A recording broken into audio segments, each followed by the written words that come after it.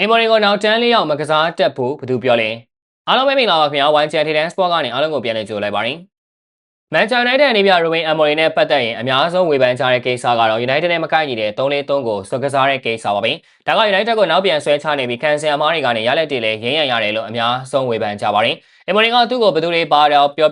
ခေါင်းမာစွာနဲ့ပဲ3-4-3ကိုဆက်လက်ကစားနေပါတယ်။ဒါပေမဲ့ဒီဘက်မှာတော့ Amorim ကငှက်ကြားတွေကို Old Trafford မှာခေါ်ကစားရင်သူကနောက်တန်းလေးရောက်လဲကစားတဲ့တင်ကြောင်တကွက်ပြရင် surprise တက်ပေးလိုက်ပါတယ်။တကယ်တော့ Amorim ကမပြောင်းရင်မဖြစ်တော့လို့ကစားကွက်ကိုပြောင်းလဲတာပါ။အသင်းမှာကပုံမှန်ပွဲထွက်ကစားနေကြအဓိကကစားသမားတွေမပါဝင်နိုင်တဲ့အခါ Amorim လည်းအကောင်းဆုံးဖြစ်တဲ့လမ်းကိုရွေး4-3-1နဲ့ပွဲထွက်လာချလာခဲ့ပါတယ်။အသင်းကောင်းဆောင်လီဆန်နိုမာရီနက်ကဘော်ကန်စစ်မှာအိုင်ဒန်ဟေဗန်နဲ့တွဲဖက်ရင်လူရှော့ဒီကိုဒါလာတို့ပါဝင်ကြတဲ့နောက်တန်းကိုဦးဆောင်ခဲ့ပါတယ်။ကွင်းလယ်မှာကက်စမန်တို့နဲ့မန်နယ်ဥကာတေးတို့ကတွဲဖက်ပွဲထွက်လာခဲ့ကြပါတယ်။ညာနောက်မှန်ထွက်ကစားနေတဲ့ဘက်ထရစ်တိုကူက United အတွက်လှပတဲ့ဘော်လီကန်ကျင်းတဲ့သူတဲနီကစားသမားဘွားပထမဆုံးသွင်းဂိုးကိုရအောင်ပေးခဲ့ပါတယ်။မာတီယာကွန်ညာနဲ့ဘင်ဂျမင်ရှက်ကိုတို့လည်းအခွင့်အရေးတွေရလိုက်သေးပေမဲ့ဂိုးမရလိုက်တာကနှမျောစရာပါ။ Amorim အတွက်ဆိုရင်ဆရာကဒုတိယပိုင်းမှာမေဆန်မောက်ပါတရားရရှိသွားပြန်ပြီးပြန်မကစားနိုင်တော့တာပါ။ဒီတော့ Amorim လည်းမိနစ်60မှာ3-4-3ပြန်ကစားပြီးသူ့စိတ်ကြိုက်စီပြန်ရောက်သွားပါတယ်။အသင်းရဲ့လူစင်းချင်တွေကလူငယ်တွေကိုလည်းပွဲထွက်ကစားစေရလို့ရေတထိတ်ထိတ်ဆိုပေမဲ့ United တို့အမှားမလုပ်ပဲခံစစ်ထင်းရင်ငှက်ကြားတို့လက်မနာနဲ့အိမ်ပြန်စီခဲ့ပါတယ်။ Amorim ကနောက်တန်းလေးရောက်ကစားကွက်လည်း AC ပဲဆိုတာတက်တဲ့ပြရင်အဆင့်9အထိရောက်ရှိလာခဲ့ပါတယ်။ကြည့်ရှုပေးကြတာကျေးဇူးတင်ပါတယ်။